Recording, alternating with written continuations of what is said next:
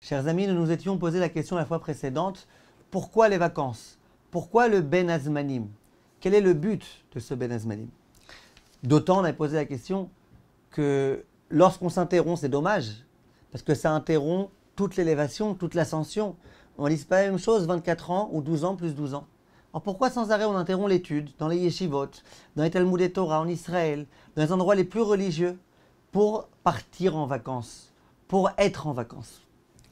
Alors il faut savoir, et je sais qu'il y a des gens pour lesquels ce n'est pas du tout évident, que l'homme, ce n'est pas une machine. L'homme, il a besoin quelquefois de se ressourcer, de se reposer, de se détendre, de changer d'atmosphère. Et ça, c'est extrêmement important. Donc tout d'abord, les vacances sont nécessaires pour que l'homme puisse un petit peu décompresser.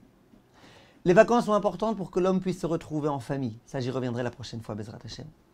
Mais les vacances, c'est aussi important pour une raison très simple. Est-ce que vous avez déjà vu, dans les écoles par exemple, avec quel entrain les enfants reprennent une nouvelle année scolaire? Ils sont tout feu tout flamme, un nouvel enseignant, une nouvelle classe, un nouveau programme, des nouvelles choses.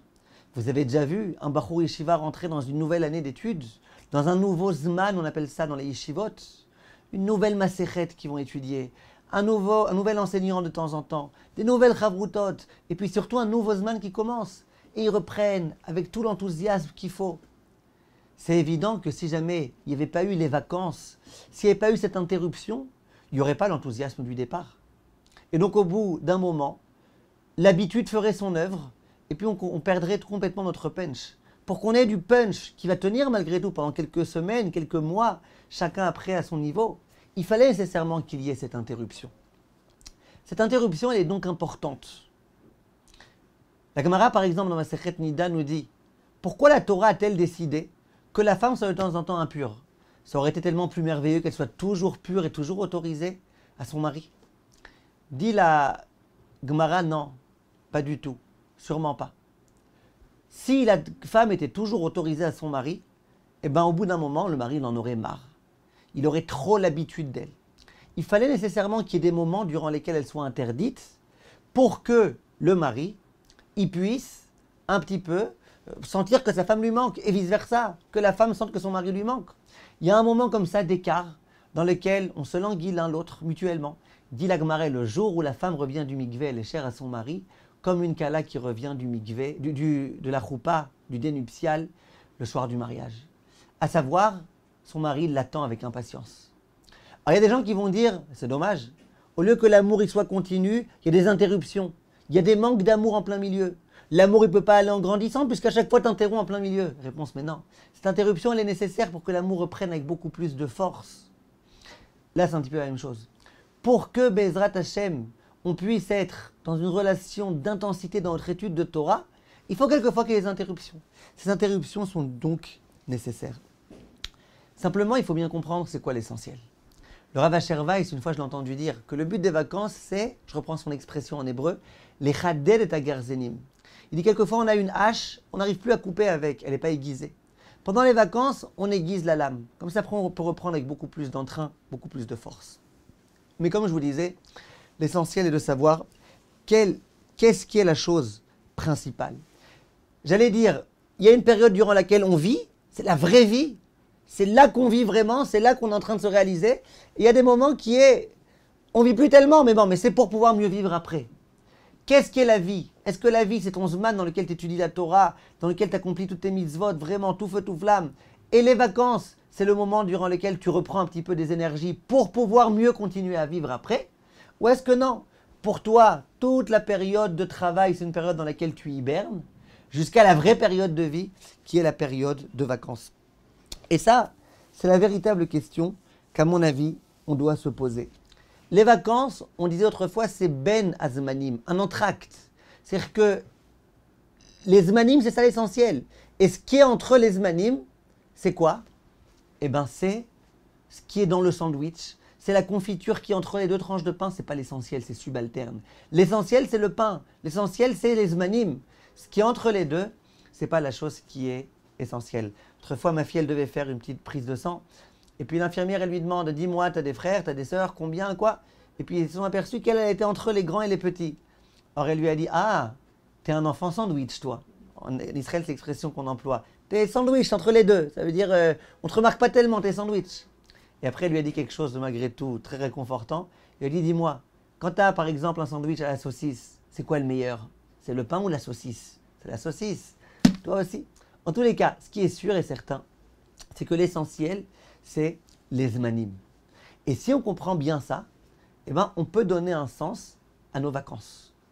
À savoir, si jamais on sait que pendant les vacances, c'est uniquement pour reprendre des forces, c'est pas qu'on n'aime pas étudier la Torah, on arrête tout, on arrête les cours, on arrête tout ça. C'est on s'arrête un moment, prend un petit moment de répit, un petit break, pour après mieux reprendre. Et bien là, on donne un sens. Une fois, il y avait un homme qui était dans un village et il a vu un Beth Knesset qui était complètement délabré. Il devait prier Mincha, donc il est entré. Il voit un Beth Knesset sans électricité, sans climatisation, sans ventilateur, sans rien du tout. Et puis avant de prier Mincha, il voulait aller aux toilettes. Il va vérifier s'il n'y a pas par hasard des toilettes. Il voit des toilettes toutes sales. Je ne rentre pas dans les détails, pas de papier, rien du tout. Bon, il n'avait pas le choix, il est rentré pour prier. Et puis à un moment donné, il voit le Gabay, le responsable du Beth Knesset, qui passe avec une petite tirelire. Et il dit Tzdoké, tzdoké, tzdoké. Allez, mettez de la tzedaka pour le Beth Knesset. Alors cet homme-là, il ne pouvait pas s'empêcher de s'adresser au Gabay. Il lui a dit dis-moi, pourquoi tu ramasses de l'argent? Il dit, pour l'entretien du Beth Knesset, tu sais pas ça? Que dans tous les Beth Knesset de France et de Navarre, on ramasse de l'argent au moment de la tfila. Alors il lui dit, d'accord, mais excusez-moi, dans les Beth Knesset qui sont entretenus, il y a des dépenses régulières. Donc évidemment, on paye pour pouvoir un petit peu participer à ces dépenses. Mais là, pourquoi? Pourquoi mettre de l'argent? Alors le Gabay, il dit, je vais te dire pourquoi. C'est vrai qu'on n'entretient pas beaucoup de choses et tout, mais il y a quand même un Gabay dans cette synagogue, c'est moi. Et le Gabay, t'es bien d'accord qu'il faut le payer. Donc tu mets de l'argent pour pouvoir payer le Gabay. Alors cet homme-là, qui n'était pas un homme effronté, mais qui ne pouvait pas s'empêcher, lui dit, mais excusez-moi, à quoi ça sert un Gabay? Un Gabay, c'est là pour entretenir la synagogue, pour ranger les choses, pour faire en sorte qu'il y ait des ampoules qui marchent à chaque moment, qu'il y ait l'électricité, Mais s'il n'y a pas, il n'y a rien du tout. Alors pourquoi? À ce moment-là, le Gabay, il dit, mais si j'étais pas là, moi, qui est-ce qui passerait tous les jours avec la tirelire au moment de la tfila pour ramasser de l'argent? En d'autres termes, métro, boulot, dodo. Ce qui se passe ici. Pourquoi il y a besoin d'un Gabay pour ramasser de l'argent? Mais pourquoi il faut ramasser de l'argent pour payer le Gabay? Mais pourquoi il faut un Gabay pour ramasser de l'argent? Pourquoi tu travailles? Parce qu'il faut bien travailler. Mais pourquoi il faut travailler pour avoir de l'argent? Mais pourquoi il faut avoir de l'argent pour aller en vacances? Pourquoi pour aller en dodo? Métro, boulot, dodo. Les gens, ils vivent souvent dans cet état d'esprit-là. Nous, en tant que juifs, qui donnons un sens à notre vie, nous devons cesser le métro, boulot, dodo. Savoir qu'est-ce qui est pour nous le principal, qu'est-ce qui est pour nous le secondaire. Et si on est bien conscient de cela, eh bien on a compris c'est quoi Ben Azmanim. L'essentiel c'est les zmanim de vie, dans lesquels on étudie la Torah quand on est dans les yeshivot, dans lesquels on étudie la Torah quand on est dans les Talmud et Torah. Et les vacances c'est pour reprendre des forces. J'ai expliqué là la dimension du Ben Azmanim. Mais j'aimerais, et je pense que c'est pas moins important qu'on explique la prochaine fois, qu'il y a une autre dimension qui doit s'ajouter, qui est celle de Chofesh, celle des vacances. Et on expliquera, Bezrat Hashem, c'est quoi le but du Chofesh, c'est quoi ce terme Chofesh. On expliquera aussi, c'est quoi le défi des vacances de quelqu'un qui travaille. Là, jusqu'à présent, on a expliqué dans les yeshivot. C'est quoi Ben Azmanim, entre les temps, et puis tu fermes ta Gemara pour, et alors à quoi ça sert, et c'est quoi l'essentiel pour toi? J'aimerais, Bezrat Hashem, la prochaine fois qu'on parle à tout un chacun, aux gens qui n'étudient pas plus forcément pendant le Zman que pendant les vacances, qu'on essaye d'expliquer, Bezrat Hashem, c'est quoi le but des vacances. À la prochaine fois, merci de votre attention.